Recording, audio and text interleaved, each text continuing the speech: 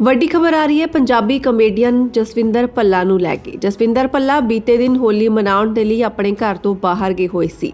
ਦੱਸਦੀ ਕਿ ਉਹਨਾਂ ਦਾ ਘਰ ਮੋਹਾਲੀ ਦੇ ਵਿੱਚ ਪੈਂਦਾ ਹੈ, ਪਰ ਉਹਨਾਂ ਨੂੰ ਨਹੀਂ ਪਤਾ ਸੀ ਕਿ ਉਹਨਾਂ ਦੇ ਘਰ ਤੋਂ ਬਾਹਰ ਜਾਣ ਤੋਂ ਬਾਅਦ ਹੀ ਉਹਨਾਂ ਦੀ ਮਾਂ ਅਤੇ ਘਰ ਦੇ ਵਿੱਚ ਕੀ ਹੋ ਜਾਣਾ ਹੈ। ਦਰਅਸਲ ਬੀਤੇ ਦਿਨ ਜਸਵਿੰਦਰ ਭੱਲਾ ਦੀ ਮਾਂ ਨੂੰ ਉਹਨਾਂ ਦੇ ਘਰ ਦੇ ਵਿੱਚ ਹੀ ਬੰਦਕ ਬਣਾਇਆ ਗਿਆ।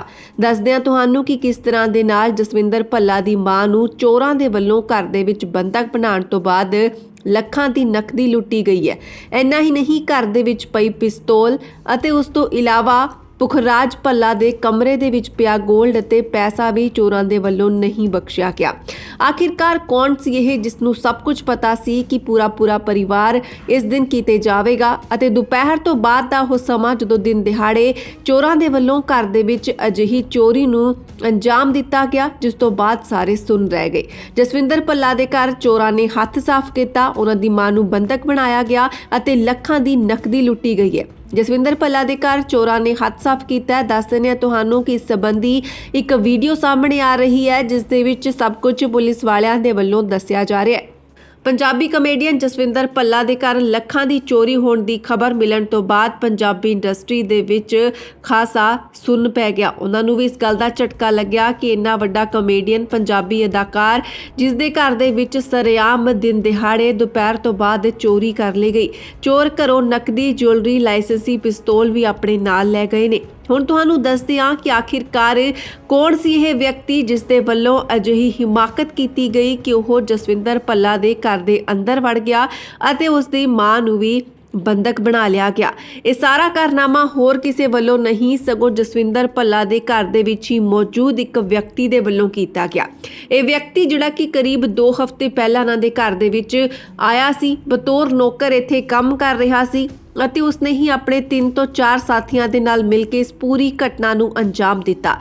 ਪੁਲਿਸ ਦੇ ਵੱਲੋਂ ਟੀਮਾਂ ਬਣਾ ਕੇ ਜਾਣਕਾਰੀ ਹਾਸਲ ਕਰਨ ਦੀ ਕੋਸ਼ਿਸ਼ ਕੀਤੀ ਜਾ ਰਹੀ ਹੈ ਤੇ ਸੀਸੀਟੀਵੀ ਦੇ ਵਿੱਚ ਦੇਖਿਆ ਗਿਆ ਕਿ 3 ਤੋਂ 4 ਜਾਣੇ ਇਕੱਠੇ ਨੇ ਅਤੇ ਘਰ ਦੇ ਵਿੱਚ ਭੰਨ ਤੋੜ ਕਰ ਰਹੇ ਨੇ, ਲੋਕ ਖੋਲਣ ਦੀ ਕੋਸ਼ਿਸ਼ ਕਰ ਰਹੇ ਨੇ। ਇਹ ਸਾਰੀ ਜਾਣਕਾਰੀ ਪੁਲਿਸ ਵਾਲਿਆਂ ਦੇ ਵੱਲੋਂ ਦਿੱਤੀ ਗਈ ਹੈ। ਜਸਵਿੰਦਰ ਭੱਲਾ ਪਰਿਵਾਰ ਦੇ ਸਮੇਤ ਘਰੋਂ ਬਾਹਰ ਗਏ ਸਨ ਅਤੇ ਘਰ ਦੇ ਵਿੱਚ ਉਹਨਾਂ ਦੇ ਮਾਤਾ ਜੀ ਇਕੱਲੇ ਸੀ। ਇਹਨਾਂ ਚੋਰਾਂ ਦੇ ਵੱਲੋਂ ਜਸਵਿੰਦਰ ਭੱਲਾ ਦੀ ਮਾਤਾ ਜੀ ਨੂੰ ਹੱਥ ਬੰਨ੍ਹ ਕੇ ਪੂਰੀ ਘਟਨਾ ਨੂੰ ਅੰਜਾਮ ਦਿੱਤਾ ਗਿਆ। ਇਹ ਨੌਕਰ, ਜਿਸ ਨੂੰ ਕਿ 2 ਹਫ਼ਤੇ ਪਹਿਲਾਂ ਰੱਖਿਆ ਗਿਆ ਸੀ, ਇਹ ਇਹਨਾਂ ਦੇ ਮੌਜੂਦਾ ਨੌਕਰ ਦਾ ਹੀ ਇੱਕ ਰਿਸ਼ਤੇਦਾਰ ਦੱਸਿਆ ਜਾ ਰਿਹਾ ਹੈ, ਜਿਸ ਨੇ ਕਿ ਆਪਣੇ ਸਾਥੀਆਂ ਦੇ ਨਾਲ ਮਿਲ ਕੇ ਇਹ ਪੂਰਾ ਕਾਰਾ ਕੀਤਾ। ਘਰ ਦੇ ਵਿੱਚੋਂ ਕਰੀਬ 5 ਲੱਖ ਦੀ ਚੋਰੀ ਉੱਕਾ-ਪੁੱਕਾ ਦੱਸਿਆ ਗਿਆ। ਹਾਲਾਂਕਿ ਭੱਲਾ ਪਰਿਵਾਰ ਦੇ ਵੱਲੋਂ ਕਿਹਾ ਗਿਆ ਕਿ ਇਸ ਦੀ ਜਾਣਕਾਰੀ, ਇਸ ਦੀ ਲਿਸਟ ਅਸੀਂ ਤੁਹਾਨੂੰ ਬਾਅਦ ਦੇ ਵਿੱਚ ਦੱਸਾਂਗੇ, ਪਰ ਪੁਲਿਸ ਦੇ ਵੱਲੋਂ ਹੁਣੇ ਮੁਕੱਦਮਾ ਦਰਜ ਕਰਕੇ ਪੂਰੀ ਜਾਂਚ ਪੜਤਾਲ ਕੀਤੀ ਜਾ ਰਹੀ ਹੈ।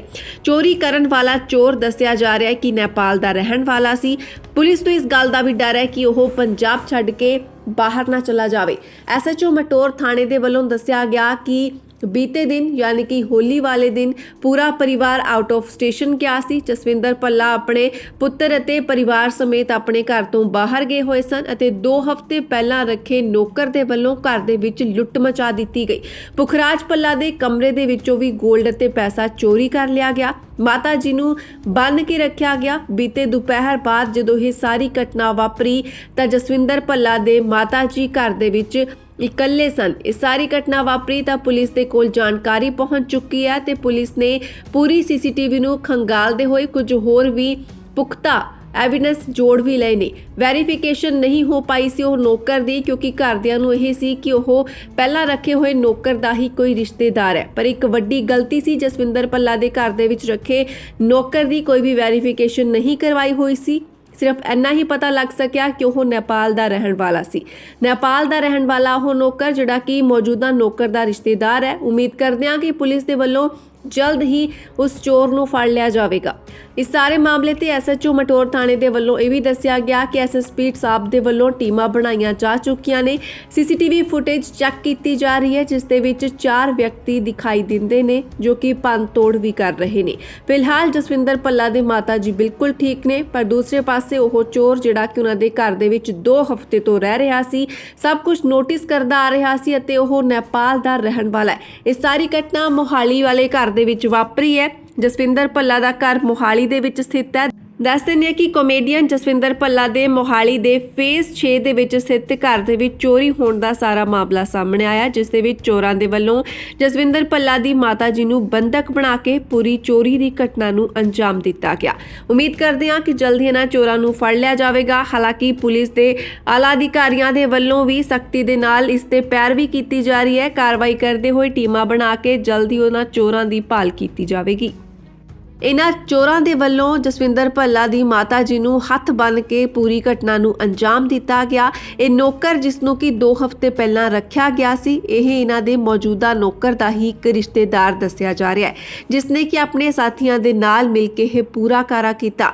ਘਰ ਦੇ ਵਿੱਚੋਂ ਕਰੀਬ 5 ਲੱਖ ਦੀ ਚੋਰੀ ਉੱਕਾ ਪੁੱਕਾ ਦੱਸਿਆ ਗਿਆ। ਹਾਲਾਂਕਿ ਭੱਲਾ ਪਰਿਵਾਰ ਦੇ ਵੱਲੋਂ ਕਿਹਾ ਗਿਆ ਕਿ ਇਸ ਦੀ ਜਾਣਕਾਰੀ, ਇਸ ਦੀ ਲਿਸਟ ਅਸੀਂ ਤੁਹਾਨੂੰ ਬਾਅਦ ਦੇ ਵਿੱਚ ਦੱਸਾਂਗੇ, ਪਰ ਪੁਲਿਸ ਦੇ ਵੱਲੋਂ ਹੁਣੇ ਮੁਕੱਦਮਾ ਦਰਜ ਕਰਕੇ ਪੂਰੀ ਜਾਂਚ ਪੜਤਾਲ ਕੀਤੀ ਜਾ ਰਹੀ ਹੈ। ਚੋਰੀ ਕਰਨ ਵਾਲਾ ਚੋਰ ਦੱਸਿਆ ਜਾ ਰਿਹਾ ਹੈ ਕਿ ਨੇਪਾਲ ਦਾ ਰਹਿਣ ਵਾਲਾ ਸੀ। ਪੁਲਿਸ ਨੂੰ ਇਸ ਗੱਲ ਦਾ ਵੀ ਡਰ ਹੈ ਕਿ ਉਹ ਪੰਜਾਬ ਛੱਡ ਕੇ ਬਾਹਰ ਨਾ ਚਲਾ ਜਾਵੇ। ਐਸਐਚਓ ਮਟੌਰ ਥਾਣੇ ਦੇ ਵੱਲੋਂ ਦੱਸਿਆ ਗਿਆ ਕਿ ਬੀਤੇ ਦਿਨ ਯਾਨੀ ਕਿ ਹੋਲੀ ਵਾਲੇ ਦਿਨ ਪੂਰਾ ਪਰਿਵਾਰ ਆਊਟ ਆਫ ਸਟੇਸ਼ਨ ਗਿਆ ਸੀ। ਜਸਵਿੰਦਰ ਭੱਲਾ ਆਪਣੇ ਪੁੱਤਰ ਅਤੇ ਪਰਿਵਾਰ ਸਮੇਤ ਆਪਣੇ ਘਰ ਤੋਂ ਬਾਹਰ ਗਏ ਹੋਏ ਸਨ ਅਤੇ 2 ਹਫ਼ਤੇ ਪਹਿਲਾਂ ਰੱਖੇ ਨੌਕਰ ਦੇ ਵੱਲੋਂ ਘਰ ਦੇ ਵਿੱਚ ਲੁੱਟ ਮਚਾ ਦਿੱਤੀ ਗਈ।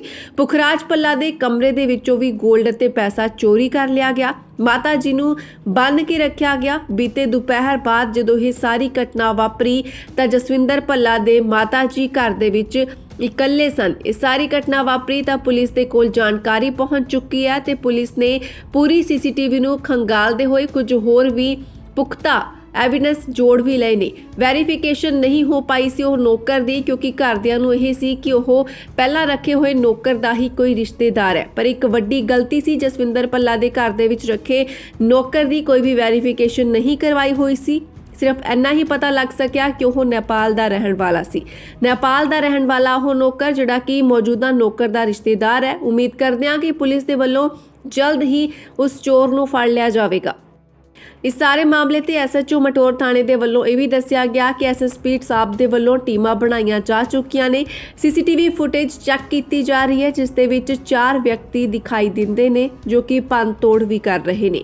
ਫਿਲਹਾਲ ਜਸਵਿੰਦਰ ਭੱਲਾ ਦੇ ਮਾਤਾ ਜੀ ਬਿਲਕੁਲ ਠੀਕ ਨੇ, ਪਰ ਦੂਸਰੇ ਪਾਸੇ ਉਹ ਚੋਰ ਜਿਹੜਾ ਕਿ ਉਹਨਾਂ ਦੇ ਘਰ ਦੇ ਵਿੱਚ 2 ਹਫ਼ਤੇ ਤੋਂ ਰਹਿ ਰਿਹਾ ਸੀ, ਸਭ ਕੁਝ ਨੋਟਿਸ ਕਰਦਾ ਆ ਰਿਹਾ ਸੀ ਅਤੇ ਉਹ ਨੇਪਾਲ ਦਾ ਰਹਿਣ ਵਾਲਾ ਹੈ। ਇਹ ਸਾਰੀ ਘਟਨਾ ਮੋਹਾਲੀ ਵਾਲੇ ਘਰ ਦੇ ਵਿੱਚ ਵਾਪਰੀ ਹੈ। ਜਸਵਿੰਦਰ ਭੱਲਾ ਦਾ ਘਰ ਮੋਹਾਲੀ ਦੇ ਵਿੱਚ ਸਥਿਤ ਹੈ।